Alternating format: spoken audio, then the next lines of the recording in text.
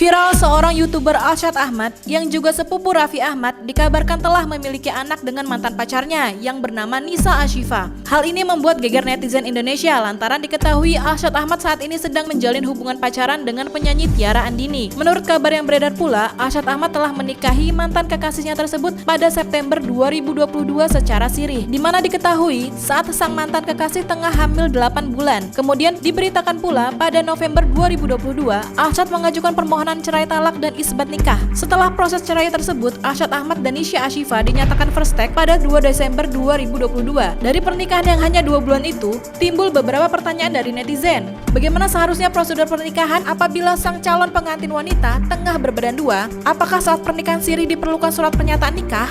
Apa yang dimaksud dengan isbat nikah? Dan apa itu first take? Untuk mengetahui jawabannya, mari kita simak pendapat ahli berikut ini. Pagi Bu Ana. Begini Bu, sekarang ini berita-berita yang sedang viral, saya mewakili pertanyaan-pertanyaan netizen yang mungkin banyak sekali yang ingin tahu mengenai kasus yang sedang dihadapi oleh Arsyad dan Nisa, hubungan yang entah kapan menikahnya. Ujuk-ujuk tersebar luas unggahan dokumen salinan putusan yang menyatakan bahwa mereka sudah bercerai. Nah, ini saya tanyakan saja nih ke Bu Ana, sekalian kita bisa sharing ilmu pengetahuan hukum Bu. Pertanyaan kepo pertama saya nih Bu, kan dalam unggahan dokumen salinan putusan perceraian mencantumkan nama Arsyad dan Nisa yang ada surat pernyataan nikahnya dalam perkawinan siri tersebut. Nah, sebenarnya Bu, apakah lazim dalam perkawinan siri disertai surat pernyataan nikah? Bukannya biasanya kalau setahu saya ya Bu, kalau pernikahan siri itu hanya mencantumkan dihadiri penghulu, wali nikah, dan calon mempelainya saja. Gimana tuh Bu? Sebelum saya menjawab pertanyaannya, kita harus paham dulu nih ya, apa sih yang dimaksud dengan pernikahan siri. Nah, pernikahan siri itu adalah suatu perkawinan yang dilakukan oleh seorang pria dan wanita yang biasanya nih hanya disaksikan oleh seorang penghulu, kemudian wali nikah dan saksi yang tidak dicatatkan di kantor urusan agama. Artinya pernikahan ini hanya sah menurut agama Islam. Nah, perkawinan siri ini ya tentu tidak mensyaratkan suatu dokumen administratif karena menikah siri hanya berpatokan pada syarat sah perkawinan menurut Islam, tidak secara administratif negara. Jadi nggak ada tuh dokumen-dokumen pendukung gitu ya, seperti kalau kita mau menikah di KUA. Nah, sepanjang pernikahan siri dilakukan ya sesuai syarat agama, maka perkawinan siri ini atau pernikahan siri ini dapat dikatakan sah secara agama. Namun yang perlu diketahui ya, bahwa seringkali pada prakteknya oleh karena pernikahan siri tidak didukung oleh dokumen administratif yang menyatakan adanya suatu perkawinan ya selain dihadiri oleh penghulu dan wali nikah, terkadang nih menimbulkan banyak persoalan terkait pembuktian adanya perkawinan siri dimaksud. Ya, misal nih, kadang kita sering mendengar di televisi heboh gitu kan, satu pihak menyatakan dia sudah menikah siri dengan seorang laki-laki, kemudian pihak laki-lakinya menyatakan oh saya tidak pernah menikah siri gitu ya. Nah, ini biasanya karena memang tidak ada dokumen administratif yang mendukung pernikahan siri tersebut. Kadang-kadang nih dalam prakteknya misalnya foto perkawinan tidak ada, kemudian saksi atau penghulu yang menjadi saksi perkawinan itu sudah meninggal dunia atau bahkan masih hidup tapi tidak bersedia untuk memberikan kesaksian atau keterangan, sehingga kemudian sulit sekali bagi salah satu pihak ya untuk membuktikan bahwa mereka sudah pernah menikah siri. Nah, itulah kemudian ya makanya ada beberapa di antara orang-orang yang melakukan perkawinan secara siri kemudian membackup pernikahannya dengan surat pernyataan nikah. Jadi surat pernyataan nikah ini memang dulu tidak lazim dilakukan, namun mengingat ya pada prakteknya kemudian seringkali menimbulkan persoalan pada saat ingin membuktikan bahwa telah terjadi pernikahan siri, maka kemudian muncul kesadaran para pihak kemudian membuat yang namanya surat pernyataan nikah, karena surat pernyataan nikah ini kemudian menjadi solusi yang paling baik sebagai dokumen ya untuk membuktikan bahwa adanya perkawinan siri.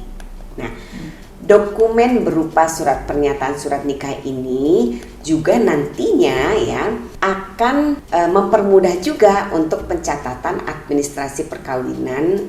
Jadi kalau perkawinan sirinya akan dicatatkan di KUA ya, untuk disahkan secara negara menurut hukum negara, maka tidak membutuhkan lagi keterangan-keterangan tambahan karena sudah ada surat pernyataan nikah. Biasanya surat pernyataan nikah itu nanti ditandatangani juga oleh penghulu, oleh saksi, oleh wali. Nah, dokumen ini yang kemudian nanti dipakai oleh para pihak ketika akan mencatatkan atau mensahkan perkawinan sirinya menurut negara berdasarkan peraturan perundang-undangan yang berlaku. Lalu buat apa dicatatkan di negara lagi ya Bu? Jika sejak awal pasangan tersebut sudah meyakini bahwa oke, kita nikah siri saja, seperti itu, gimana? Ya, jadi walaupun nikah siri itu sah secara agama ya, namun tetap saja pernikahan itu kan tidak tercatat di negara. Nah, hal ini menjadi penting untuk diketahui bahwa jika pasangan siri ya mempunyai masalah yang bersinggungan dengan hubungan keperdataan, seperti ada hubungan dengan anak, kemudian hubungan kewarisan, kemudian nanti mengurus perceraian serta hal-hal lain ya yang mungkin timbul dari perkawinan siri, maka ya prakteknya pasangan nikah siri itu khususnya istri nih tentu membutuhkan suatu pengakuan perkawinan yang sah menurut negara. Nah, perkawinan yang sah menurut negara itu yaitu perkawinan yang dicatatkan di KUA dan memiliki buku nikah. Nah, itulah kemudian yang mendasari pasangan nikah siri khususnya perempuan ya merasa perlu untuk mensahkan perkawinannya meskipun dari awal memang mereka sudah berniat nikah siri, karena kadang-kadang ya pada prakteknya nikah siri itu bukan niat dari awal kesepakatan bersama untuk nikah siri, tapi kadang-kadang karena ada kondisi-kondisi tertentu yang membuat mereka belum bisa menikah secara negara, maka kemudian supaya menghindari zina misalnya, mereka kemudian yuk kita nikah siri saja. Meskipun saya sebenarnya tidak memberikan rekomendasi ya kepada perempuan-perempuan di luar sana, khususnya perempuan-perempuan Indonesia yang muslim, untuk tidak melakukan perkawinan secara siri. Oke, baik Ibu. Pertanyaan selanjutnya dari netizen, Bu. Sebenarnya apa pengertian dari isbat nikah? Karena dalam kasus Alshad dan Nisha ini, kita sering dengar ada pengajuan isbat nikah, gugatan isbat nikah, permohonan isbat. Apakah seurgensi itukah isbat nikah? Oke, isbat mungkin bagi orang apalagi yang belum menikah ya, yang sudah menikah saja mungkin jarang mendengar yang namanya isbat nikah. Jadi perlu saya beritahu ya bahwa isbat nikah adalah permohonan pengesahan nikah yang diajukan di pengadilan agama untuk dinyatakan sahnya suatu perkawinan siri atau secara agama yang memiliki kekuatan hukum dan dicatatkan secara negara. Nah, contohnya begini ya. Pada tahun 2021 misalnya pasangan suami istri menikah secara siri, namun kemudian pada tahun 2022 mereka sepakat untuk berpisah secara resmi berdasarkan negara. Nah, pasangan tersebut ya yang menikah secara siri ini tentu terlebih dahulu harus mengesahkan perkawinan siri mereka ke pengadilan agama dalam rangka mencapai tujuan perceraian mereka secara resmi. Nah, proses itulah yang dimaksud dengan isbat atau isbat nikah. Nah, ini hanya salah satu contoh, namun banyak juga isbat nikah yang diajukan karena tujuan-tujuan lain selain dari perceraian. Jadi, gugatan atau permohonan isbat itu tidak bisa dilakukan untuk tujuan-tujuan di luar dari peraturan itu sendiri ya Bu? Betul. Jadi untuk mengajukan isbat nikah ya hanya bisa dilakukan dengan tujuan yang telah ditentukan dalam pasal 7 ayat 3 Kompilasi Hukum Islam. Nah, isbat nikah ya hanya bisa dilakukan dengan syarat-syarat, misalnya ya salah satunya seperti yang dilakukan oleh Alshad dan Nisha ya, isbat nikah dalam rangka untuk melakukan perceraian secara negara. Kemudian ada juga kalau akta nikahnya hilang. Kemudian ada juga kalau ada keraguan tentang sah atau tidaknya salah satu syarat perkawinan. Jadi itu beberapa alasan ya seseorang boleh mengajukan isbat nikah. Jadi untuk tujuan perceraian, pasangan yang menikahnya secara siri harus melakukan isbat terlebih dahulu. Maksudnya gimana ini, Bu? Nah, ini yang harus diperhatikan. Jadi, jika pasangan suami istri yang menikah secara siri, yang menghendaki suatu perceraian secara negara, maka tidak bisa begitu saja mengajukan permohonan perceraian, baik itu cerai talak atau cerai gugat di pengadilan agama. Oleh karena awal perkawinan dilakukan secara siri dan tidak dicatatkan di KUA, maka untuk melakukan perceraian di pengadilan agama tentu harus dibarengi dengan yang namanya permohonan isbat nikah. Jadi perkawinan itu disahkan dulu oleh pengadilan agama, itu kemudian menjadi dasar untuk melakukan perceraian secara negara. Jadi untuk tujuan perceraian dalam suatu perkawinan siri, maka dapat diajukan gugatan isbat kontensius, yaitu solusi kepada pasangan yang akan bercerai dengan perkawinan yang tidak dicatatkan secara negara di KUA. Nah, permohonan isbat ini sekaligus bersamaan dengan permohonan cerai talak. Majelis Hakim Pengadilan Agama dalam hal ini nanti akan memeriksa perkara gugatan tersebut yang diajukan secara kumulasi ya. Jadi menjadi satu secara kumulasi, kemudian amarnya menyatakan sahnya suatu perkawinan siri dan kemudian menjatuhkan talak bagi cerai talak atau mengabulkan gugatan cerai kalau itu cerai gugat. Jadi dua-duanya bisa ya, baik itu cerai talak maupun cerai gugat, dua-duanya boleh mengajukan isbat.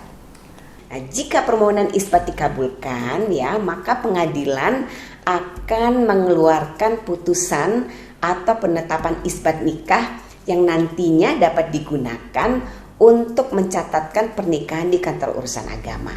Kalau dia langsung cerai, ya cerai talak misalnya seperti yang terjadi dengan Arsyad dan Nisa, tentu putusan hakim adalah termasuk juga selain mengabulkan isbat nikah, ya mengesahkan perkawinan itu juga kemudian mengabulkan cerai talak. Nah, pertanyaan selanjutnya nih Bu, jadi penasaran nih, apakah kemudian dalam ketentuan Islam wanita yang dalam keadaan hamil bisa melakukan pernikahan? Karena selama ini kita tahu bahwa wanita hamil tidak boleh melakukan pernikahan. Oke. Nah, ini banyak perdebatan ya, dari dulu banyak sekali perdebatan mengenai bolehkah perempuan hamil dinikahi gitu ya. Untuk menjawab pertanyaan ini kita harus mengetahui terlebih dahulu sudut pandang dalam hukum Islam atau sudut pandang berdasarkan peraturan di Indonesia.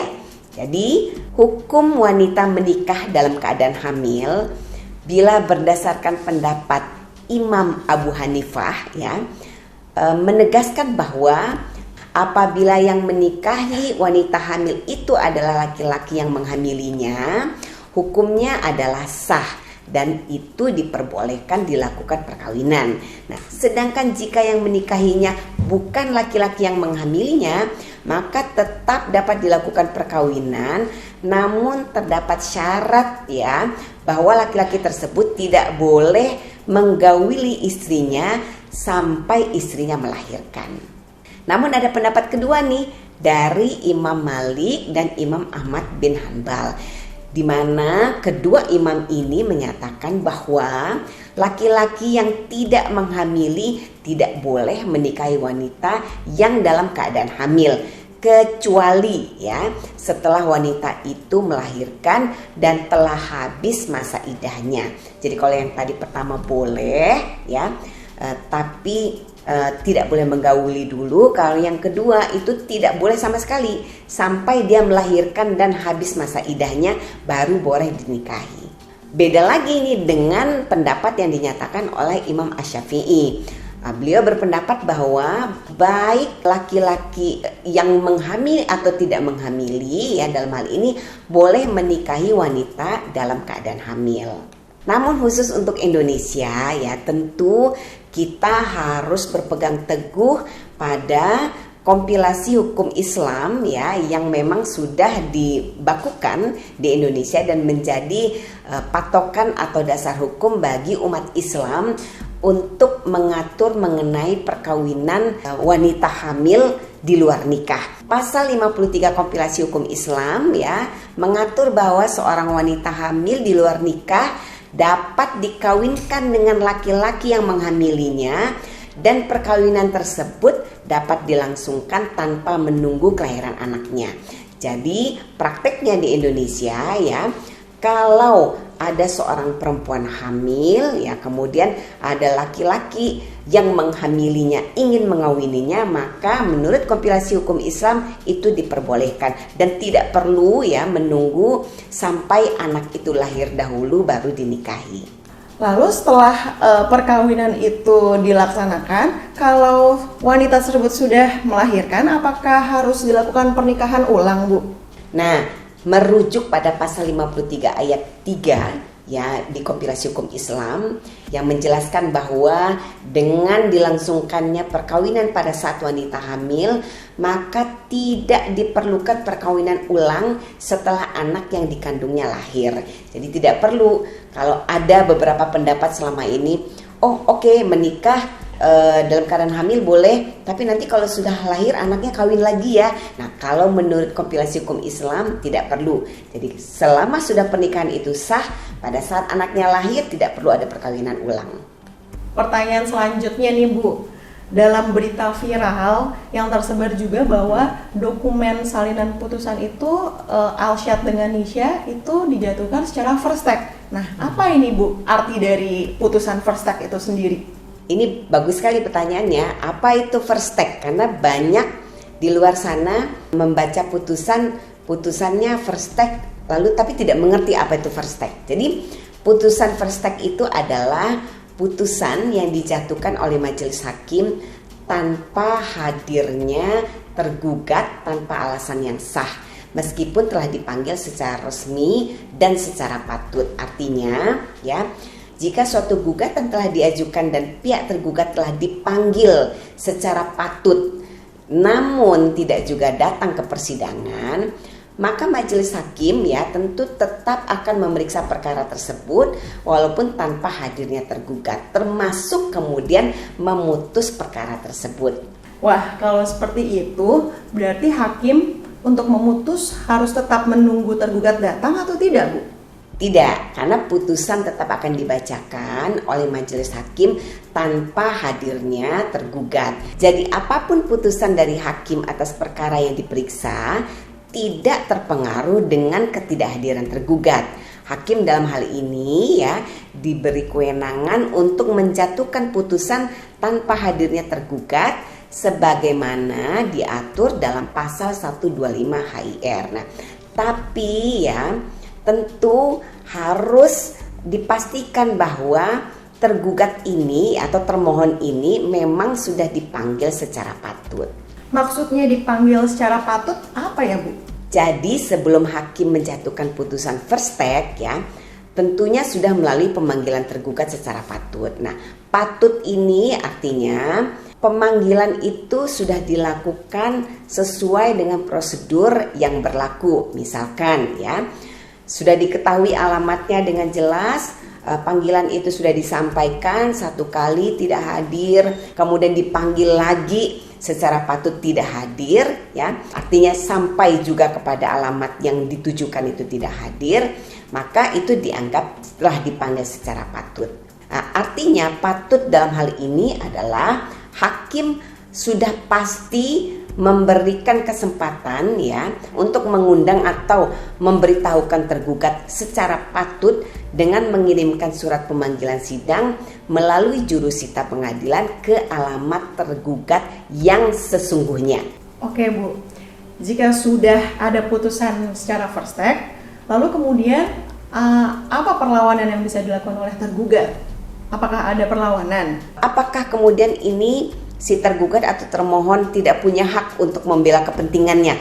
Tentu masih ada kesempatan ya bagi tergugat atau termohon untuk memperjuangkan haknya. Jadi berdasarkan pasal 129 ayat 1 HIR ya, apabila terhadap gugatan dijatuhkan putusan first take atau tergugat keberatan ya terhadap putusan tersebut, maka tergugat dalam hal ini dapat mengajukan perlawanan yaitu verzet, bukan banding. Jadi kalau orang habis putusan pengadilan, kalau dalam putusan yang biasa yang bukan first take, maka kemudian pihak termohon atau tergugat itu bisa mengajukan banding. Tapi kalau khusus untuk putusan yang sifatnya first take, maka perlawanan itu namanya adalah verzet. Nah, karena upaya banding ini ya tertutup bagi putusan first take. Jadi khusus untuk first take hanya bisa dilakukan dengan cara perlawanan atau verzet. Nah, perlawanan atau verzet ini ya tujuannya adalah agar dilakukan pemeriksaan ulang perkara secara menyeluruh sesuai dengan proses pemeriksaan kontradiktoir ya, dengan permintaan agar putusan first take dibatalkan. Nah, jangka waktu perlawanan verzet ini hanya bisa dilakukan 14 hari setelah tergugat menerima relas atau pemberitahuan putusan. Nah, jika relas putusan sudah disampaikan namun setelah 14 hari ternyata tidak ada perlawanan atau verzet dari tergugat, maka putusan first take ini menjadi inkrah sifatnya. Artinya putusan ini berkekuatan hukum tetap dan tidak bisa dilakukan upaya perlawanan. Oke Bu, terima kasih atas jawaban-jawabannya. Semoga penjelasan-penjelasan Ibu tadi menjawab pertanyaan-pertanyaan netizen selama ini yang masuk ke kami. Semoga jawaban tadi nggak bikin kalian kepo lagi ya. Udah jelas kan sekarang? See you!